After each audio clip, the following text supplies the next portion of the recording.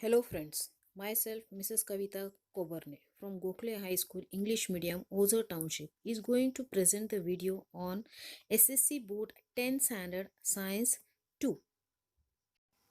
This is the first part of the chapter number 2 of Science 2, that is life process in living organisms. Chapter 2, life processes in living organism part 1. Now first we will see what we are going to learn in this chapter. The first is living organisms and life processes. Second, living organisms and energy production, some nutrients and energy efficiency, and the cell division. We are the living organisms. In our body, different organ systems are there and they are performing different functions in our body. Respiratory system for supplying the oxygen and blood to the body. One more system, digestive system, is supplying the food to our body. Then the next one is the nervous system. It controls the functioning of our body. To function our body properly, we require the diet, and this is the balanced diet which we are getting it. From this balanced diet, we are getting the carbohydrate, proteins, fats, water and minerals, which helps in functioning of our different systems. Carbohydrate get converted into glucose, protein get converted into amino acids, and the lipids get converted into the fatty acids. From 1 gram of carbohydrates we get the 4 kilocalorie energy. Next is the respiration process. Now breathing and respiration both seem same, but there is a difference. In breathing we say the inhalation and exhalation, that is breathing. But when we say the respiration, it means the mixing of the carbon oxygen in our blood. It is including inhalation and exhalation. That's why that is the cellular respiration. It takes place in the cells of our body. The cells absorb the oxygen and give out the carbon dioxide. Now see the figure. In the figure you can see the nasal cavity and the mouth cavity. They get connected and there the pharynx is there. It is just go down and next is the larynx, which is called as a voice box of yours. From there the voice is coming. This trachea get divided into the lungs and it is further divided into alveolus. In the alveolus, the exchange of oxygen and carbon dioxide takes place with the cell. From the alveolus, oxygen is absorbed by the cell and cell gives out the carbon dioxide. In the cell, the carbohydrates are there. The glucose is there. They are absorbing this oxygen and just get converted into ATP molecules. Respiration is of two types, aerobic and anaerobic. Aerobic means use of oxygen and anaerobic means not using the oxygen from outside. In aerobic respiration, glucose is oxidized in 3 steps. Now we will see. Glycolysis process takes place in cytoplasm. Now first of all we will see the structure of cell. Like this the structure of cell, you know that. Now purposely I draw the nucleus in the corner because we have to write something in that. Now in the glycolysis it takes place in cytoplasm. In the corner you can see the nucleus and the rest is the cytoplasm. In this given area, in this one, the glycolysis takes place over there. What happens in that first we see. Now from the diet we are getting the different types of nutrients. From the carbohydrates we get the glucose. Now this glucose get entered into this cell, and when it gets the oxygen, that is through the respiration we are getting the oxygen and it gets combined with the glucose, and then oxidation process takes place. A molecule of glucose is oxidized step by step, and after that it is started producing different types of molecules. The first one which it is going to produce is the 2-PA. PA means in short we can say that is the pyruvic acid it is. So here when the glucose get oxidized means glucose get combined with the oxygen and then the glycolysis process starts. 2 molecules of pyruvic acids formed. Now glycolysis process in that only 2-PA is not produced. Along with that it is producing 2 molecules of ATP, 2 molecules of NADH2 and along with that H2O is given. Now ATP means the energy molecules, that is the energy currency. ATP means adenosine triphosphate, which is also called as a energy currencies. Now currency, you know that. Currency, it is of two types in our nation. That is in coins and in the notes. Means we can say 1 rupee coin and the paisa is there. Okay. Now the note, suppose we have 100 rupee notes. We can convert into coins over there. So like this, the ATP are the coins and NADH2 which is produced in that, they are the notes over there. So they get converted into ATP, and that ATP is adenosine triphosphate, which is called as a energy currency. Now when pyruvic acid is formed, it is again get converted into the two molecules of acetyl coenzyme. When from pyruvic acid to acetyl coenzyme form, it gives out two molecules of NADH2 and carbon dioxide gas is released. Next, after the glycolysis, the tricarboxylic acid cycle, that is called as a TCA in short, or we can call it as a Krebs cycle.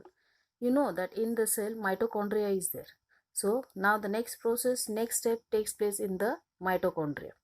Both the molecules of acetyl coenzymes enter in the mitochondria, and there the cyclic chains they take place over there, and that is called why it is called as a tricarboxylic acid cycle, which is there in the mitochondria.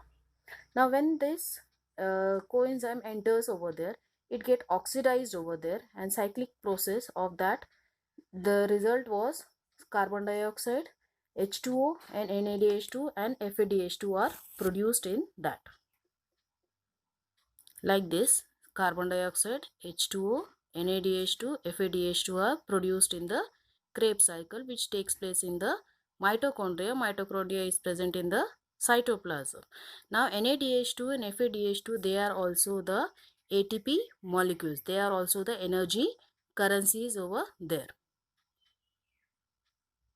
NADH2, its full form is nicotinamide adenine dinucleotide, and FADH2, its uh, full form is flavin adenine dinucleotide. Both are the enzymes which is formed in the cell during this cellular respiration process. They are the energy currencies. One NADH2 get converted into 3 ATP molecules, and FADH2 can give you 2 ATP molecules. This all process is the aerobic respiration. Because of the oxygen, it takes place in the cell. In the mitochondria, the ETS process takes. In this, the molecules of NADH2 and FADH2 are formed, and this just converted into 3 molecules of ATP from NADH2 and 2 molecules of ATP from the FADH2 is produced. A bit about the adenosine triphosphate, that is the ATP. They are the energy rich molecules. Now they are having the energy stored up in the form of bonds between the phosphate groups. In the given figure, you can see here the adenine is there. The adenine, which consists of the ribose, it is a pentagonous figure. It is here hexagonal. It is here the 3 phosphates are there. They are attached with the bonds to each other. And in the last 3 phosphates, in the last bond, the highest energy is stored over there. These bonds get break up when we are just consuming the energy. When we are doing the work, this energy get converted into, this bonds breaks up, and we get the high energy from that, and then the conversion takes place. Here the adenine, ribose, and here the 2 bonds are there, and the 1 bond is broke, and because of that we are getting the energy over there. Now when this ATP is converted, is used up, then it forms the ADP. Here the ATP, it is having triphosphate, and here ADP, it is the diphosphate, as 2 bonds are broke. Now glycolysis process is taking place with the help of carbohydrates. But if in your body insufficient amount of carbohydrate is there, maybe because of fasting, maybe because of hunger, then the glycolysis process takes place still. with the help of lipids and the proteins which are present in your body. See the diagram here in the textbook also. The diagram shows that the carbohydrates get converted into glycolysis, then the pyruvic acid, and then the acetyl coenzymes forms over there. The same process takes place in your cell if carbohydrates is missing. Means if less amount of carbohydrate, then they get just with the help of lipids, this energy can be produced. Now the lipids means the fats. They get converted into fatty acids.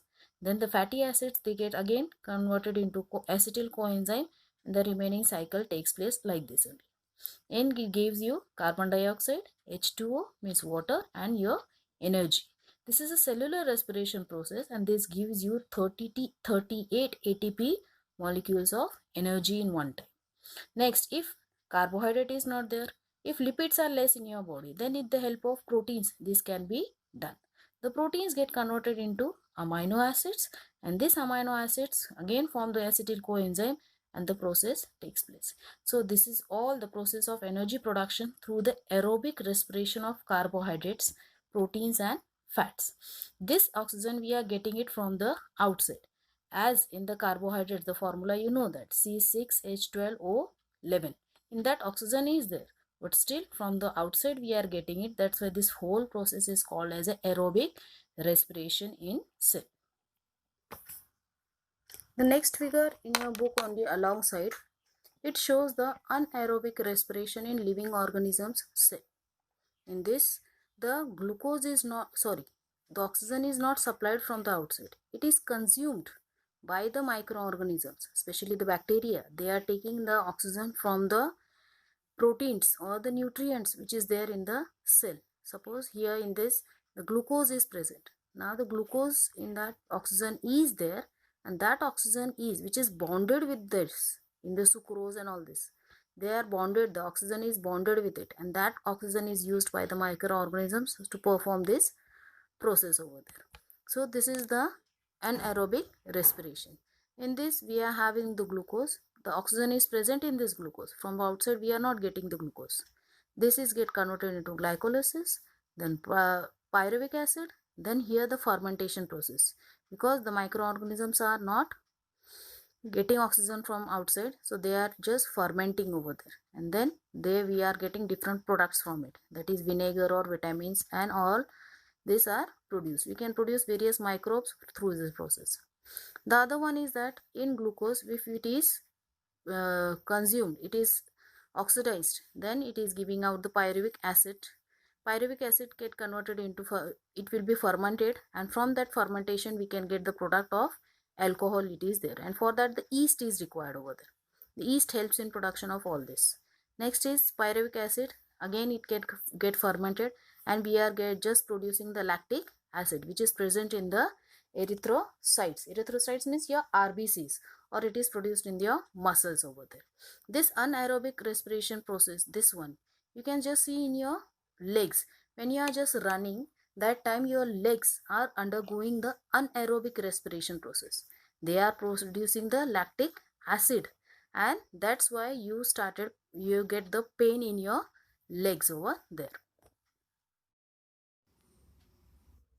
Now in this part you have learned about respiration, two types of respiration, aerobic and anaerobic.